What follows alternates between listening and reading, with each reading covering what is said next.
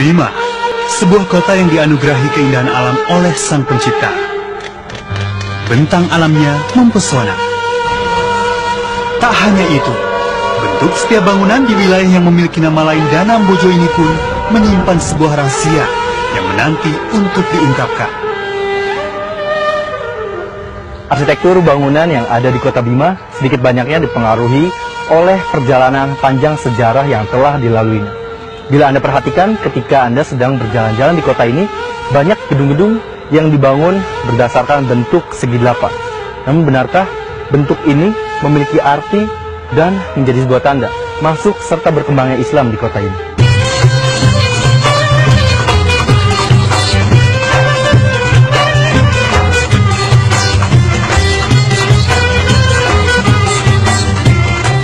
Bentuk segi delapan merupakan sebuah konsep pemahaman masyarakat Bima sejak dahulu dalam menentukan pemimpin mereka. Bentuk ini dikenal dengan nama Guswaru. Guswaru itu kan 8 sendi kepemimpinan di tanah Bima ini. Dulu proses pengangkatan kepemimpinan itu melalui tahapan yang dinamakan Guswaru, 8 sendi kepemimpinan itu. Antara lain ya harus bertakwa, harus memiliki ilmu pengetahuan atau kapasitas intelektual, kemudian harus orang yang berada di tengah-tengah masyarakat, harus orang yang bisa menyatukan kata dengan perbuatan, kalau dalam istilahnya gahirawi pahu gitu ya. Tak hanya menjadi inspirasi dalam pembangunan gedung di Bima, Guswaru ternyata juga memiliki kaitan erat dengan berdirinya sebuah masjid kuno yang menjadi awal mula pusat penyebaran Islam di tanah Bima, Masjid Kalodu.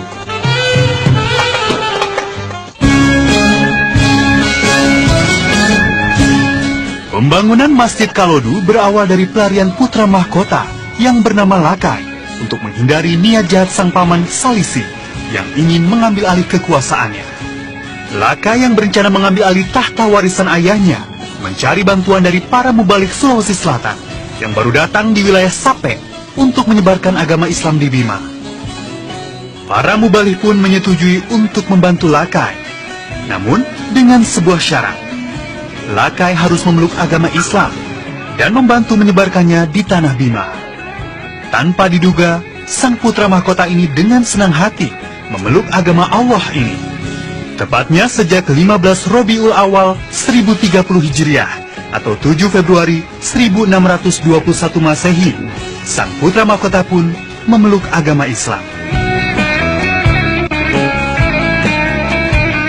Bersama para pengikutnya, Lakai kemudian kembali ke daerah Kalodu untuk bersembunyi, menanti bantuan, sekaligus melakukan syiar agama Islam.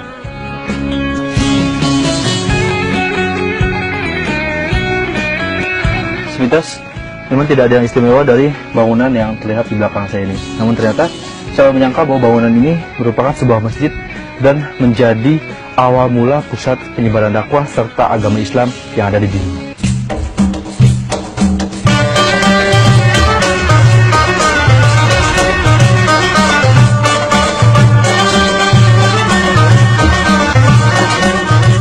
Masjid Kalodu ini dibangun dengan bentuk segi 4 sama sisi. Hal ini merupakan simbol dari 4 orang putra dan keluarga kerajaan yang pertama kali memeluk agama Islam.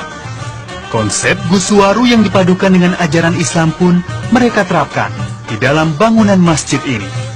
Hal itu terlihat dari letak dan bentuk tiang-tiang di tengah masjid yang membentuk segi 8. Selain bentuknya yang dibangun berdasarkan perpaduan adat dan agama, satu lagi yang membuat masjid ini semakin unik adalah tidak adanya mihrab atau arah kiblat yang biasa ditemui pada sebuah masjid. Ya, itu semua bentuk kamuflase sebenarnya, karena kalau ada mihrabnya kan kelihatan gitu. Melainkan mereka membangun dengan pola bangunan yang kalau dalam bahasa Bima itu kan Guswaru. Ada 8 orang pendirinya kan, 4 serangkai teman-temannya Lakai itu atau Abdul Kahid dengan 4 mubalik yang dari Makassar itu. Karena tidak adanya mihrab, maka ibadah sholat dilakukan dengan panduan arah terbenamnya matahari. Masuknya waktu sholat juga mereka tentukan berdasarkan bayangan dari sebuah tongkat yang diletakkan berdiri tegak menghadap matahari.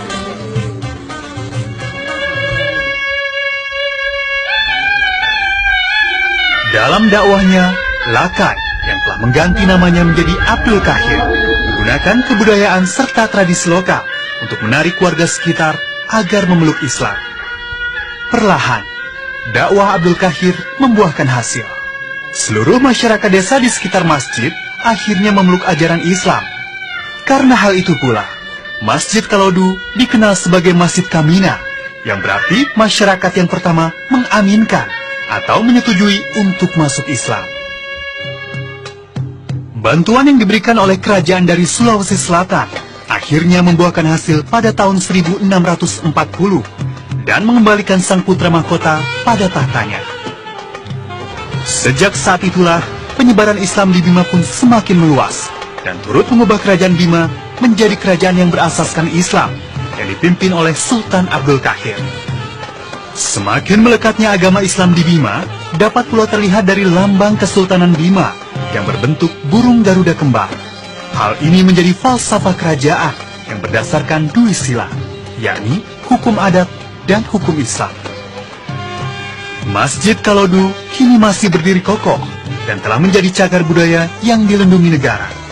Para sesepuh desa juga masih melestarikan tradisi yang sejak dulu ada di masjid ini. Mereka duduk berkumpul pada 8 tiang untuk melakukan pengajian dan pengkajian. Dalam setiap kajiannya, mereka saling bertukar pikiran dan membahas satu demi satu ayat Al-Quran untuk ditelaah sesuai pemahaman mereka. Salah satunya adalah mereka mengibaratkan sholat 5 waktu seperti bagian tubuh mereka. Bila satu saja tidak dikerjakan, maka mereka akan cacat selamanya. Pengkajiannya seperti inilah, kan ada namanya buku pekihi, adanya namanya 2 kalimat yang memenuhi dunia dan langit, itu dia pengkajian. Nah, sehingga pada saat itu dia ingatlah, ketika saya ini adalah berbuat kan itu dia, angan-angannya itu, maka angan-angan yang berbuat baik itu dikatakan ilham Allah yang Maha Kuasa. Ajaran agama Islam yang semakin melekat dalam keseharian masyarakat Bima turut pula berakulturasi dengan tradisi lokal. Salah satunya terlihat dari pantun lepas yang dulu berisi kisah percintaan dan hubungan manusia dengan manusia. Kini tradisi itu berubah menjadi pantun yang syarat dengan nuansa Islami, seperti ajakan mendirikan sholat dan mengingat kematian bila ajal telah tiba. Meski tanpa mihrab dan harus melalui konflik pada awal penyebarannya, pada akhirnya Islam telah mendamaikan dan memberikan ketentraman bagi setiap warga Bima.